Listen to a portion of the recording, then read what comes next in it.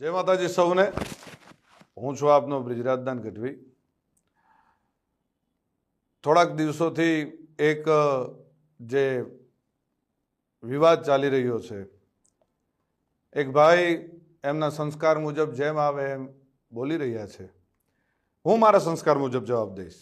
એના સંસ્કાર એના સ્ટેજ ઉપરથી એના અંગત જીવનથી બધા આપ વાકેફ છો, મારે આપ સૌને કંઈ કહેવાની જરૂર નથી। પણ મારા જે સંસ્કાર છે એમને હું એવી રીતે જવાબ દઈશ। એમણે એમ કીધું કે સોનલમાના મંદિરે સમાધાન થયા પછી સોનલમાનો એણે માન ન રાખ્યું, સમાધાનનું માન ન રાખ્યું। તો પહેલી વાત એક કહી કરી દઉં કે 2 વર્ષ એ વાતને વીતી ગયા છે। 2 વર્ષમાં કે મારી આટલા વર્ષોની આ કારકિર્દીમાં તમે કોઈ દિવસ ક્યારેય પણ મને ક્યાંય જોયો કોઈ કલાકારને બીજાની સાથે વિવાદમાં કે કોઈ પણ જાતના બીજા વિવાદમાં મને જોયો કોઈએ? કોઈ દિવસ ન બને। હું કોઈ વિવાદમાં ક્યારેય પણ પડવાવાળો માણસ જ નથી। હું આ બધી બાબતથી બહુ પર રહેવાવાળો માણસ છું। આ ભાઈ છે ને એણે ખૂબ મારા ચાળા સમાધાન પછી કર્યા છે, પણ જેટલા સહન થતું હતું ત્યાં સુધી સહન કર્યું છે। પછી સહન થાય એવું નહોતું એટલે જવાબ દેવો ખૂબ જરૂરી હતો અને એને જ દીધો છે।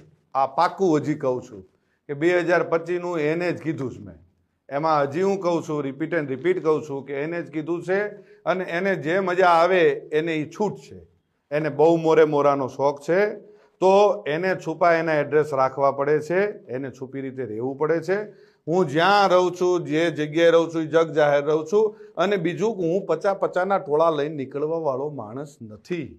હું એ બીકણ માણસ નથી। મારે કોઈ બોડીગાર્ડોને બધાને કોઈ કોન્ટ્રાક્ટ ઉપર રાખવા પડતા નથી। આપણે રાખવા પડે છે। આપણે 50 100 જણાને છેલ્લા કાર્યક્રમમાં આપણે 200 જણાને લઈને ગયા હતા, એ ખ્યાલ છે ને?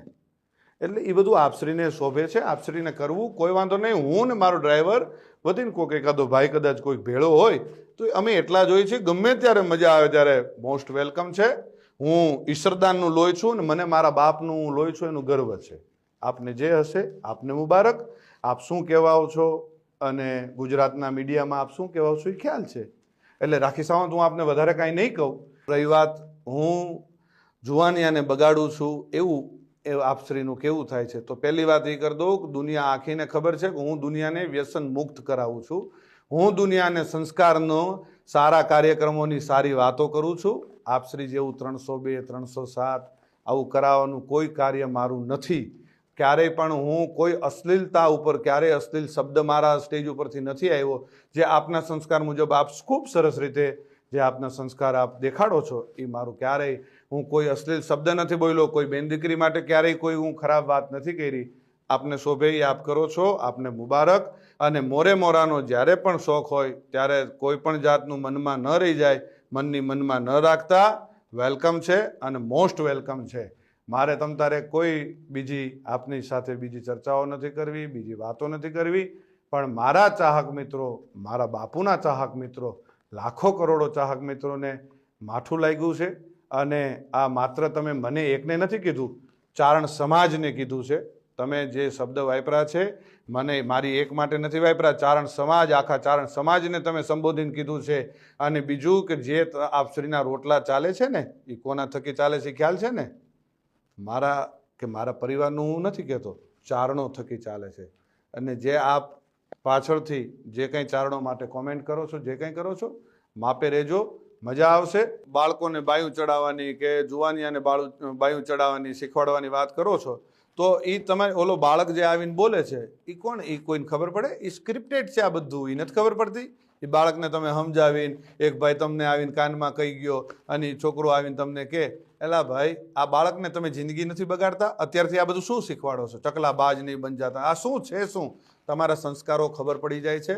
એટલે માપે રહ્યો, પાછા વળી જાઓ। અને રહી વાત ડાયરા ઉપરથી કોઈ કોમેન્ટ કરવાની, કોઈ ફિલોસોફી કરવાની, તો એ ખાસ હું કહું છું કે કોઈ પણ જગ્યાએ જાઓ તો કોઈ પણ રીતે કોઈ પણ કોમેન્ટ કર્યા પહેલાં ખૂબ ધ્યાન રાખજો અને કોઈ પણનો ડાયરો બગાડતા નહીં। આ વિડીયોના માધ્યમથી એટલે હું જવાબ દઉં છું, કાલ ડાયરો મારોય હતો પણ એ બીજા બધાને શું વાંક? મારે બીજા બધાનો એ જે કંઈ આપણે વાતો કરવા જઈએ છીએ એટલે એ બધી વાતો મેં કરી। અને ખંભાળિયા જે ડાયરામાં હું બોલ્યો એ સંપૂર્ણ મારા પરિવારનો ડાયરો હતો, મારા સમાજનો ડાયરો હતો, એટલે હું બોલ્યો હતો। અને જ્યાં જરૂર પડે ત્યાં બોલવાનું છે। અને જે તમને શોખ છે ને મોરે મોરાનો એ મોરે મોરાનો શોખ તમ તારે જ્યારે પૂરો કરવો હોય ત્યારે મોસ્ટ વેલકમ છે.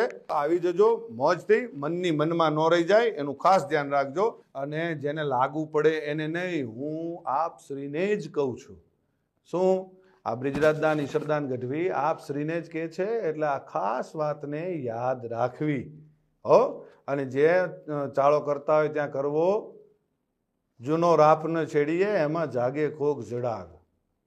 જે રાફડા કદાચ શાંત હોય એમાં હાથ ન નાખવા કે આમાં આપણે, અને ઝેરનું પારખું નકો જોવું હો. છોટો ઉંમર હોય પણ નાગ ન છેડીએ, અને ઝેરનું પારખ્યું નકો જોવું. નાગના ચાળા ન હોય, નાગના બચ્ચાના ચાળા ન હોય. અને હું ઈ માનું સંતાન છું, આ કાયમ યાદ રાખવું કે જેના આપણે નામને આપણે જે દુનિયામાં એના નામના એના ગુણગાન ગાઈએ છીએ ને, એ જ માનું હું સંતાન છું. એટલે કાયમ યાદ રાખવું. અને રહી વાત સિસ્ટમની, તો ભાઈ સિસ્ટમ અમારી શું છે એ આખી દુનિયાને ખબર છે. અને મારા બાપુજી વખતથી અમારી સિસ્ટમ ચાલી આવે છે. આપની સિસ્ટમ અમારામાંથી આવેલી છે, એ ભૂલી ગયા છો આપ? શું સિસ્ટમ? અને અમારી કોપીઓ કરીને તમારે જીવન જીવવું છે. એટલે એ બધી વાતમાં રહેવા દો. અને રહી વાત 2025ની, તો આપશ્રી બોલ્યા હતા કે 2025માં હું કાર્યક્રમો બંધ કરી દઈશ. હું સિલેક્ટેડ એટલે શું? કેવી રીતે તમે સિલેક્ટ કરશો? આનો લેવાનો, આ જ્ઞાતિનો લેવાનો, આ જ્ઞાતિનો પૈસાથી? જ્યાં જઈએ ત્યાં સંબંધો બગાડીને આવીએ છીએ, નથી ખબર? ગમે એને ત્યાં મોઢા બગાડીને આપણે રૂપિયા લઈને સંબંધ બગાડીને આવીએ છીએ, નથી ખ્યાલ? બધી ખ્યાલ છે. બધી ચોખોટું, ઘણી બધી ચોખોટું હું કરું ને તો ઘણી બધી ચોખોટું થાય અને દુનિયા થૂ કરશે. એટલે મહેરબાનીથી શાંતિથી તમે જે કરતા હોય એ કરી ખાઓ. અને જેમ બંધમુઠ્ઠી છે, એ આ જે બંધમુઠ્ઠી છે ને એ જ જમાવટ છે. જો ખુલી જશે તો તમને કોઈ પણ રીતે સહન નહીં થાય. એટલે મહેરબાની કરીને શાંતિથી તમારું જીવન જીવો. અને આપશ્રીની એવી ટેવ છે કે આપણે સવારે બોલીને સાંજે ફરી જઈએ, સાંજે બોલીને સવારે ફરી જઈએ. રોજ આપણે ફરી જવું હોય એ આપશ્રીના ખૂબ સારી રીતે આપના સંસ્કારમાં હશે. અને ખૂબ ફરવું, કાચીડો જેમ રંગ બદલે ને એમ આપણે રંગ બદલીએ છીએ. એ તો આપની માટેની ઘણી બધી કહેવતો છે. આપને રાખી સાવંત કહે છે, આપને કાચીડો કહે છે, આપને શિયાળિયું કહે છે, બધા ઘણા બધા છે. અને જે 18 વર્ષને આપ સાથે લઈને ચાલવાવાળી હમણે જે આ 2025થી આપને જે ભાવ જાગવા માંડ્યો છે, ખબર નથી?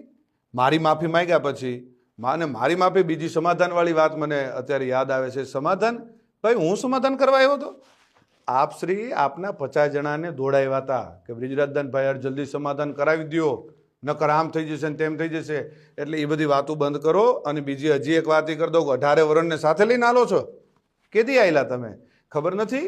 એક કાર્યક્રમમાં, જાહેર કાર્યક્રમમાં 10,000 માણાની, જે તે સમાજનો કાર્યક્રમ હતો, 10,000 માણાની વચ્ચે માફી માગવી પડી હતી. ભૂલી ગયા છો? ખોટી બધી વાતો બંધ કરો. જે કરતા હોય કરી ખાઓ. અને જે કંઈ થોડું ઘણું તમને આ જે ડાયલોગબાજી આવડે છે, જે કંઈ ટૂંકી વાતો આવડે છે 2-4 મિનિટની, એ કરી જાણો અને મોજ કરો. જય માતાજી, જય દ્વારકાધીશ.